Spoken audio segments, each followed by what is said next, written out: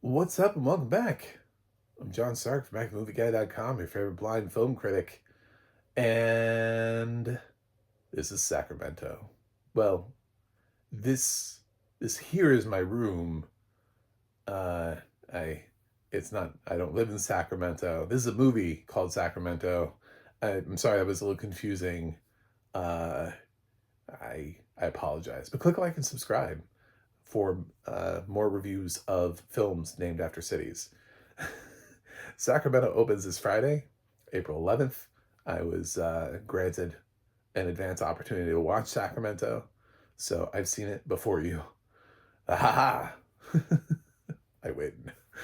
Um, so I am a blind film critic. I do not know if this movie has audio description. I will say that. I'm gonna assume that it does, but I do not know. My screener did not have audio description.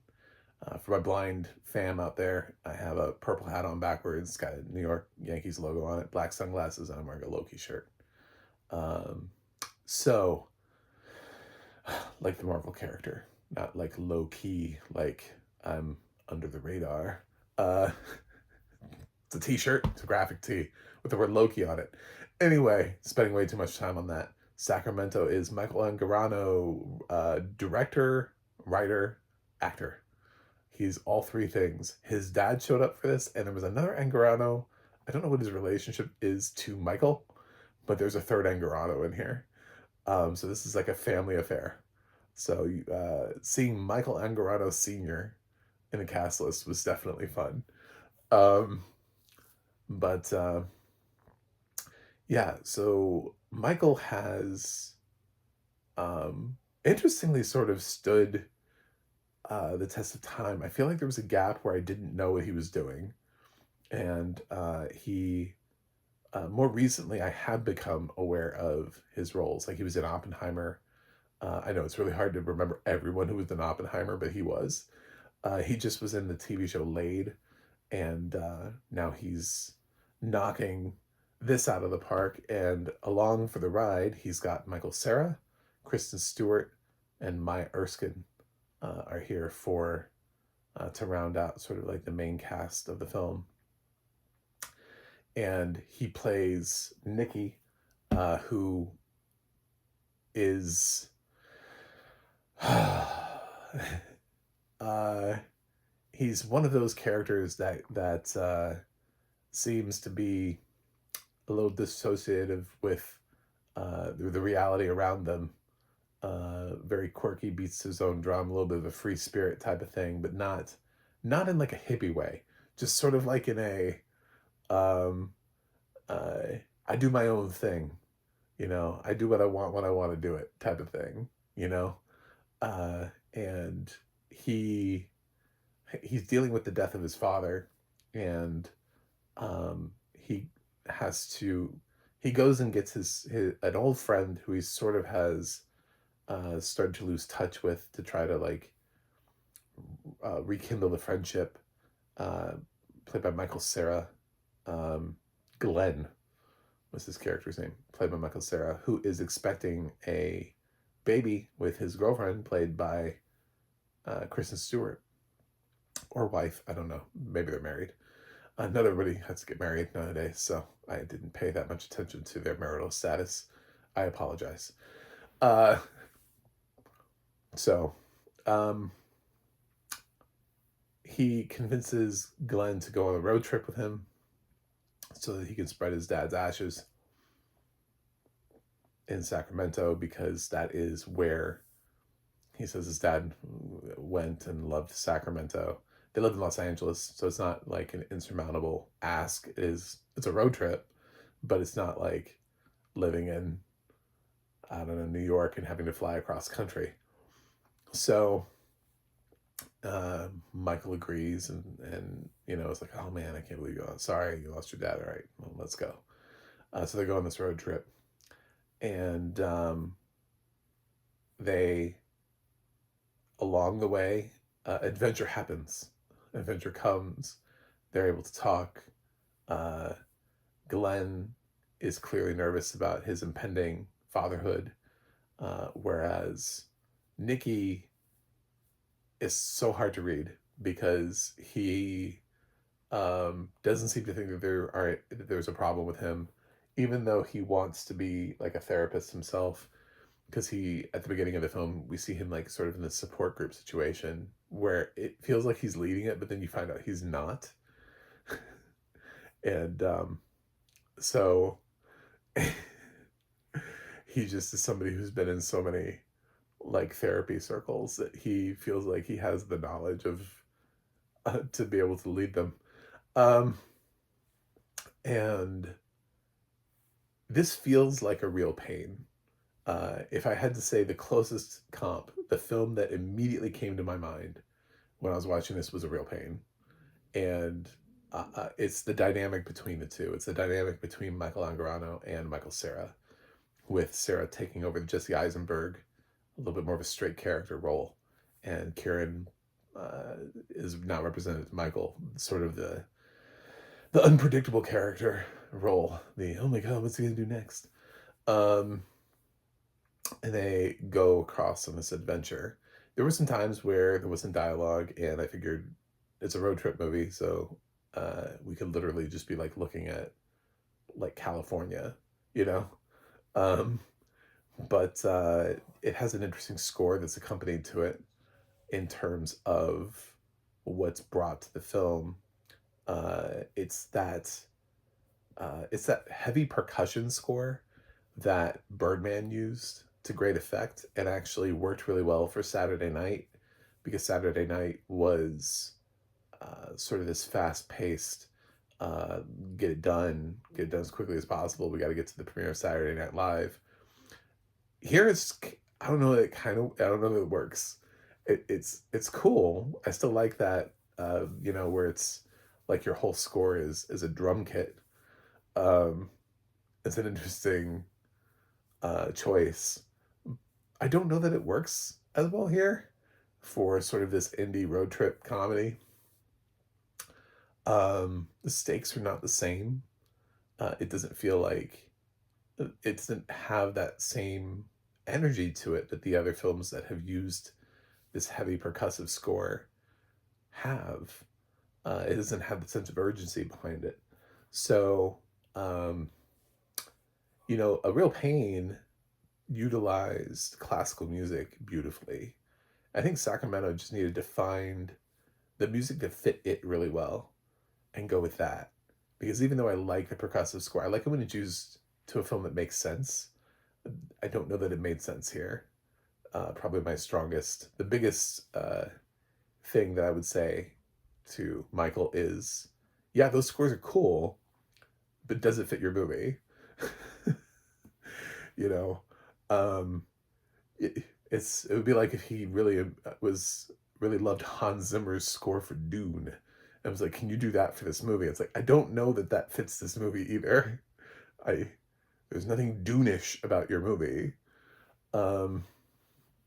So you just I think you have to find something that really lands perfectly where Sacramento is as a movie, which has this, it has a feel like we've seen it before. It does. It isn't necessarily a bad thing, because a lot of these movies are always going to be, how good are the cast? How good is Michael Angarano? How good is Michael Cera? Those are the two that you need to be worried about. Kristen Stewart and Erskine have far less screen time. They're just recognizable names. And if you like their chemistry, if you like the way that they play off of each other, I think it's interesting that Michael Cera is now playing the grown-up sort of adult character, the serious one who, that's where his character has sort of moved in momentum. And he could play that character a little bit. When he was younger, he often played the straight man to somebody funnier than him, like a Jonah Hill. And here I don't know that Michael Angarano quite has like a Jonah Hill energy to him, but he's certainly playing the wilder character. But it's interesting to see Michael Cera now having to have like maturity and knowledge and being able to pass along this stage in his life where he's, I guess, married and moving into fatherhood. And I think of like that kid from Juno, you know, the kid from Arrested Development. And um, I don't know that he worked 100% for me. Like, I really like Michael Angarano in here, but I don't know that Michael Cera 100% was enough of a contrast to Michael Angarano for me. I feel like he's trying to be a little bit more away from what he's not. And part of that, and this is why I don't fully disagree with the casting, because they do something sort of in the third act that I just didn't like, but that feels more like Michael Cera.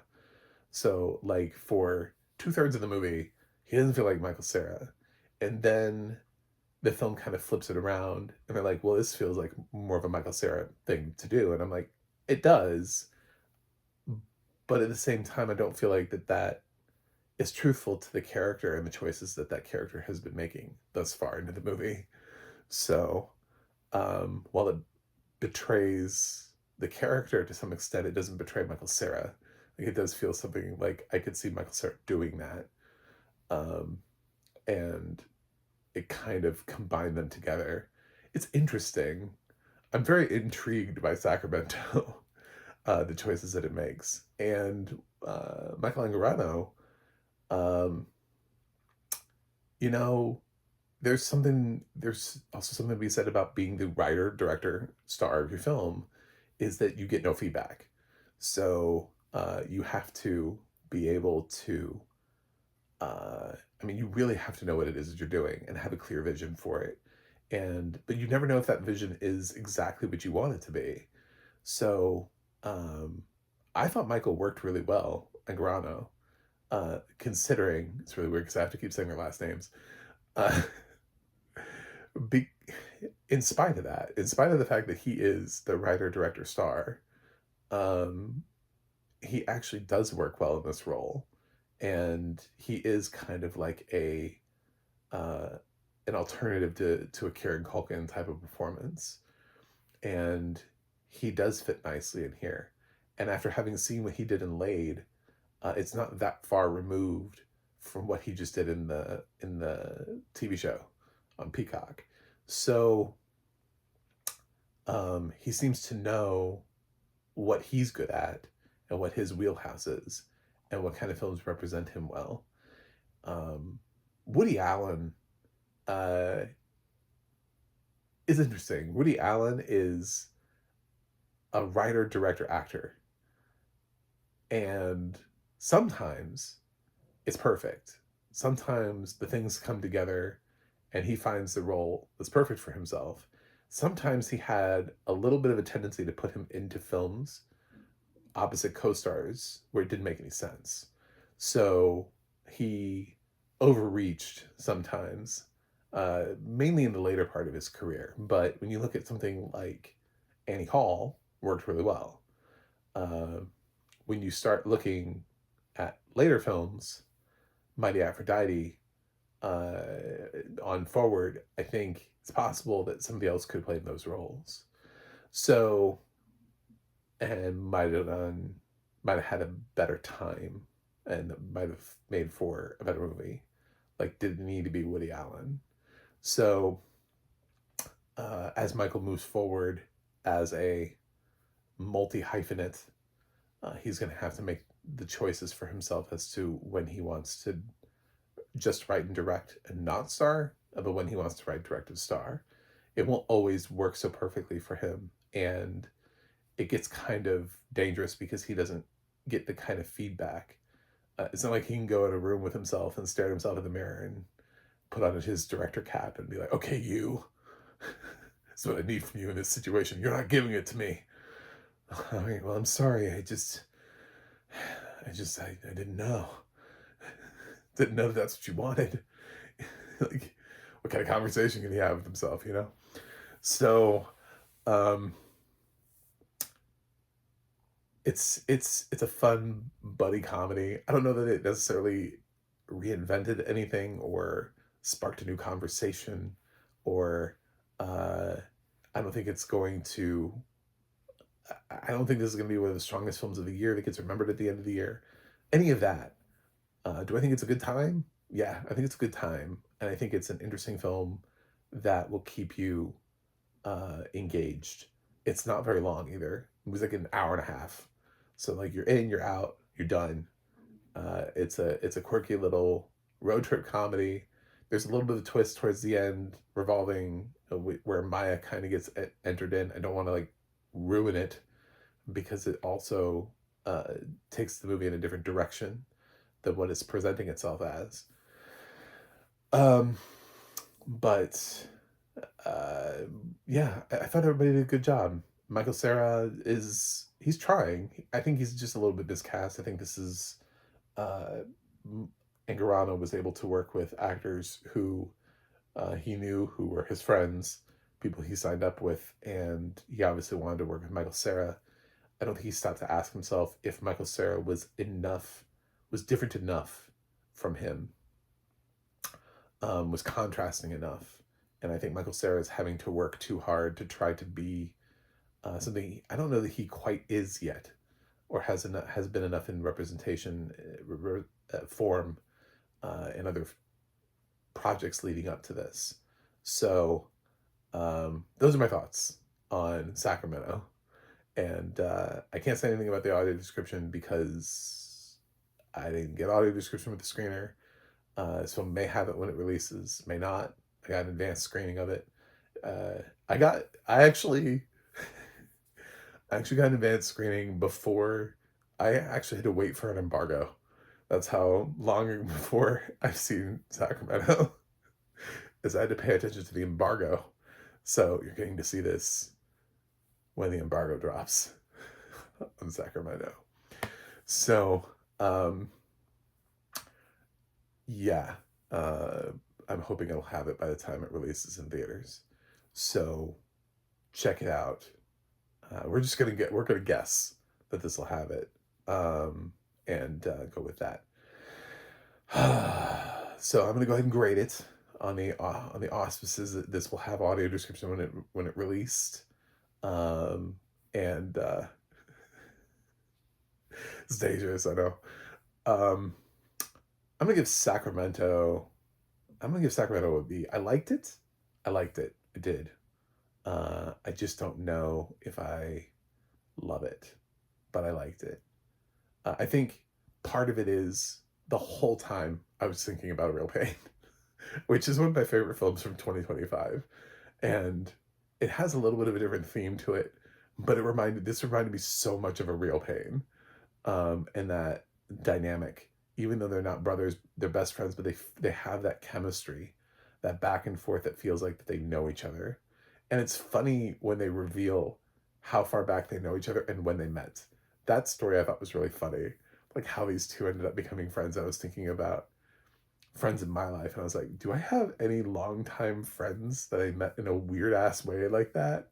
Like, it's a great story. So there's some stuff here that Michael Angarano wrote into the film that is just clever.